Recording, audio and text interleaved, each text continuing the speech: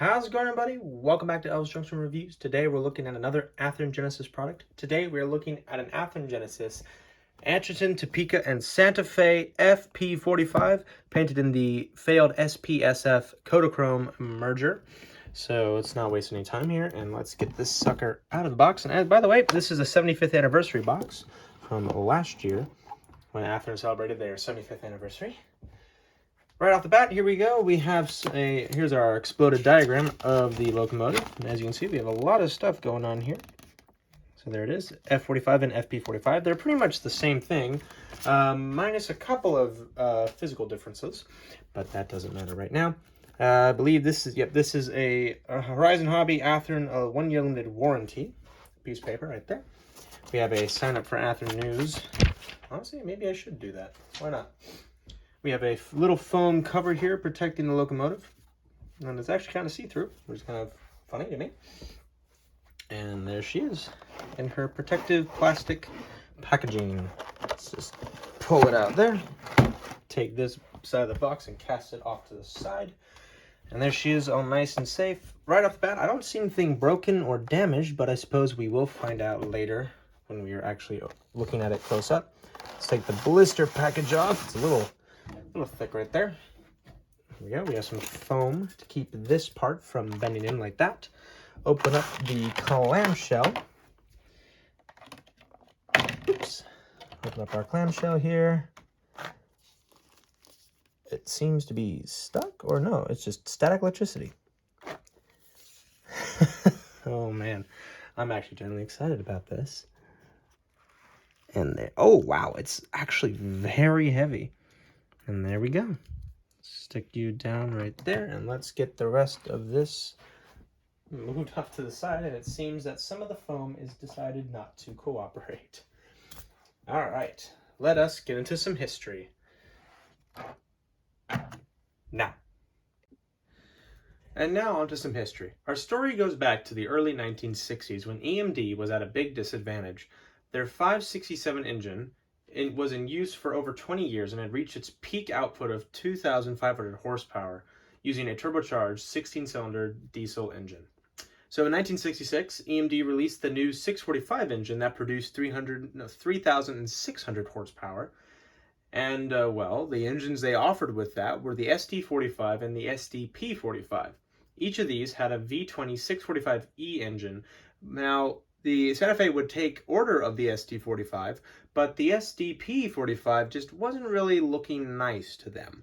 They wanted something that would look sleek and streamlined like their F and E units of the 40s and the 50s. And those were still in service, but now most of them had become freight units. So the Atchison, Topeka, and Santa Fe turned to EMD to design a full cowl body design of the SD45, and that's what we have here, the FP45.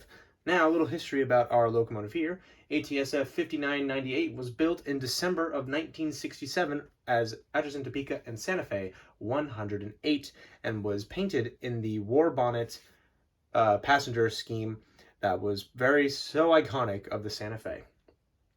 Once Amtrak took over, this locomotive was painted into their, I'm calling it the Bluebird scheme. It was more along cat whiskers and dark blue colors. And then eventually it was painted into the Blue Bonnet scheme.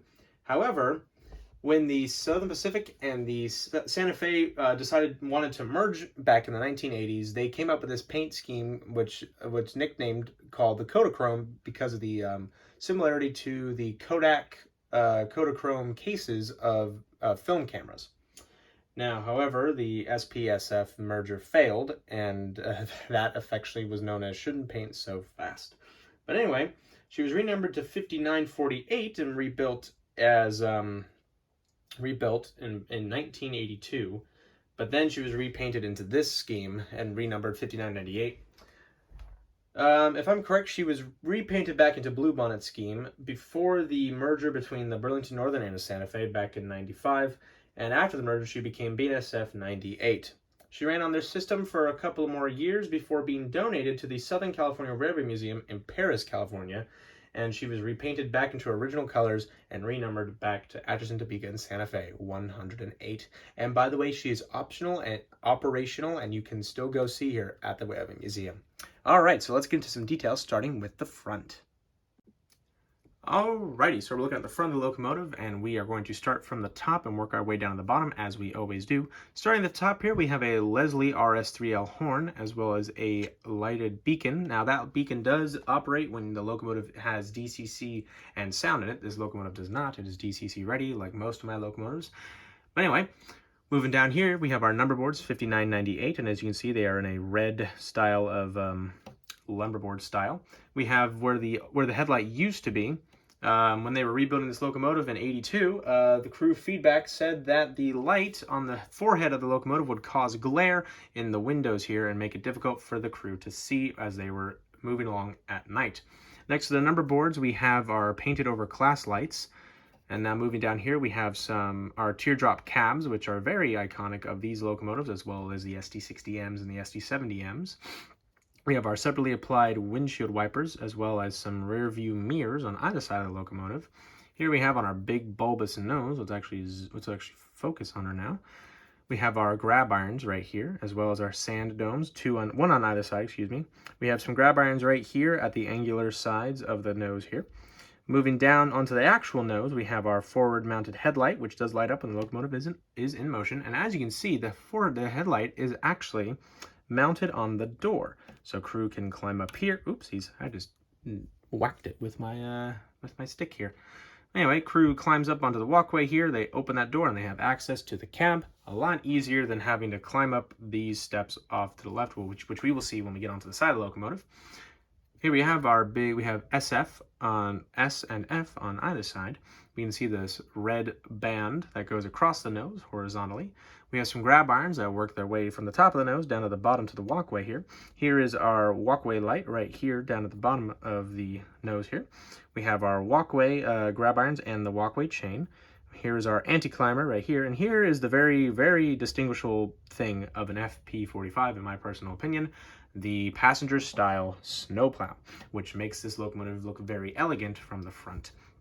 We have a coupler cut bar right up here. You can just see it, unfortunately. We have another grab irons, one here and one right there. Here is our Athearn coupler, and we have some more, and we have some MU rubber hoses. And I do not believe, no, unfortunately there is no air brake hose, and which I am believing is behind these little doors right there. As you can see, I believe these are little doors, and I'm assuming that's where the air brake hose is. All right, so now let's move on to the rear of the locomotive. All right, so looking at the rear of the locomotive, starting at the top here, we have a grab iron to grab on once you have climbed up these grab irons to get onto the top of the locomotive. Here we have the number 5998, which is right above the rear-mounted headlight. Here are those class lights that were painted over during the rebuild. We have another grab iron right here and right here. Here is our door to access the engine compartment. A lot easier than to service it on the side of the locomotive. Here is our walkway light right down here at the bottom. We have our rear anti-climber, as well as our walkway rails and walkway chain. We have our MU hoses, 3 on either side. We have our coupler cut bar, which you can see. Here is our Athearn coupler again, and there is that air brake hose that I mentioned being non-existent on the other side, on the front. Okay, so now let's look at the side. All right, so looking at the side of the locomotive here, we're on the conductor's side of the cab here. Starting here at the front, we have our walkway up to the front of the locomotive here. We have the beginning of that cigar band of these, which is iconic of Santa Fe locomotives. We have an F indicating this is the front of the locomotive, and you can see a little barstow indicating that this locomotive, its home base of operations was Barstow, California, which was the Santa Fe's big yard back when they still existed. Moving on here, we have some gear ratio numbers here. We have our builder's plate, which is for the locomotive here. Looking up here at the cab, we have a nice red 5998, and we have our windows. I believe these actually open up, but I'm not going to attempt so. Moving off to down here to the right, we have our cab door, so you can open that up at a station, and it's a lot easier to access. We have some step ladders and grab irons here to help you get up. And here is our phenomenal truck detail in that silver chrome color, which is very, very beautiful in my personal opinion. Moving the locomotive forward this way towards the fuel tank area, we have some intakes here along vents and air tanks. We have our engine compartment door here, so you climb up on the fuel tank here, open that door, and you can easily access the engine, no problem. Here is our massive fuel tank, and there's our air tank reservoir, which is really cool, really cool. And here is a beautiful SF logo right there for Santa Fe. And there's another door right here to go into the engine compartment. And here is our rear truck, and it actually says EMD on the truck, which is really, really cool. Okay, one more little thing here. You can see those grab irons that I talked about, as well as the rear stepway. Okay, so now let's look at the roof. Okie dokie, so we're looking at the roof of the locomotive here, and you can just see there's a lot of detail going on, which I'm very happy about. Starting at the front there, we have our Leslie RS3L horn, as well as our beacon, which will light up, like I said. Here is our AC box, and this is the Sinclair antenna on top of this stand. Now, if anybody knows why the Santa Fe put their antennas on these stands, please let me know. Directly behind the Sinclair antenna is the dust bin. Here is our exhaust port. Let's move the locomotive forward this way. This right here is our dynamic brake housing, which means the dynamic brake is here in the middle of the locomotive, just above the fuel tank.